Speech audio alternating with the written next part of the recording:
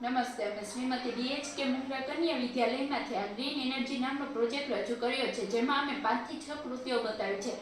સૌપ્રથમ છે solar tree, બીજું છે હેલિકન વિન્ડ, ત્રીજું છે ટ્રાફિક સેન્સર સ્ટ્રીટ લાઇટ, ચોથું છે ઓટોમેટિક સેન્સર સ્ટ્રીટ લાઇટ, પાંચમું છે સ્માર્ટ સોલાર પાર્કિંગ અને છઠ્ઠું છે હાઇડ્રોજન સોલાર પેનલ. આપણે હાલમાં જે સોલાર પેનલ યુઝ કરીએ છીએ તે સ્થિર છે. જ્યારે તેની સામે સૂર્યપ્રકાશ આવે છે ત્યારે તે ફરી શકે છે, પણ આ સોલાર ટ્રી છે કે તે પેનલની માથે જે બાજુ સૂર્યપ્રકાશ આવે છે તે બાજુ તે ફરે છે. અને આપણે હાલના જે સોલાર પેનલ યુઝ કરીએ છીએ એની કમ્પેરિઝનમાં વધુમાં વધુ ઉર્જા ઉત્પન્ન કરી શકે છે.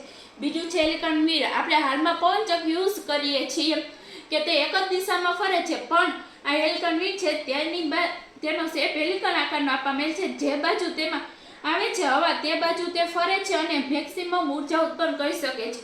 પછી છે સ્માર્ટ સોલાર પાર્કિંગ. હવે હાલમાં સોલાર વાળી કાર્સ ને એવું પણ આવે છે. આપણે હાલમાં જે પાર્કિંગ યુઝ કરીએ છીએ તે તો સાદું હોય છે, પણ આ સ્માર્ટ સોલાર પાર્કિંગ છે કે જે સોલાર વાળી કાર કે આવે છે ત્યારે તેમાં આપણે કાર કે પાર્ક કરેલ હોય ને તો તે સોલાર વાળી હોય ને તો તે ચાર્જ પણ થઈ શકે છે. અને આ સોલાર વાળું હોવાના કારણે તે દિવસ દરમિયાન ચાર્જ થાય છે અને જો કોઈ પણ ગાડી કે પાર્ક કરવામાં આવે છે તો ત્યારે તે ચાલુ પણ થાય છે. આપણે આમાં જ્યારે પણ લાઇટિંગ કરેલું હોય તે લાઇટ ચાલુ થાય છે અને જેની મદદથી કોઈ વ્યક્તિ દૂર કે હોય તો તેને ખબર પડે છે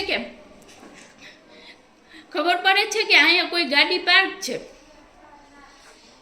હવે આ છે ટ્રાફિક સેન્સર સ્ટ્રીટ લાઇટ કે તે દિવસ દરમિયાન સૂર્યપ્રકાશ દ્વારા તેને ઉર્જા ઉત્પન્ન કરે છે અને દિવસમાં ગમે ત્યારે કે કોઈ પણ એમ્બ્યુલન્સને હોસ્પિટલે જવું હોય તો તેના માટે તેને અર્જન્ટ હોસ્પિટલે પહોંચવું પડે છે.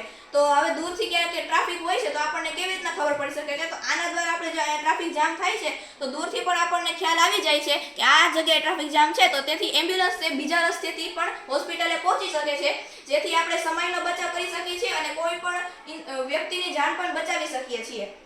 હવે આ છે ઓટોમેટિક સેન્સર સ્ટ્રીટ લાઇટ કે જે દિવસ દરમિયાન ઉર્જાને સૂર્યપ્રકાશ દ્વારા ઉર્જા લે છે અને રાત્રિના દરમિયાન તે ઓટોમેટિકલી ઓન થઈ જાય છે, જેથી માનવ શ્રમ પણ બચી શકે છે.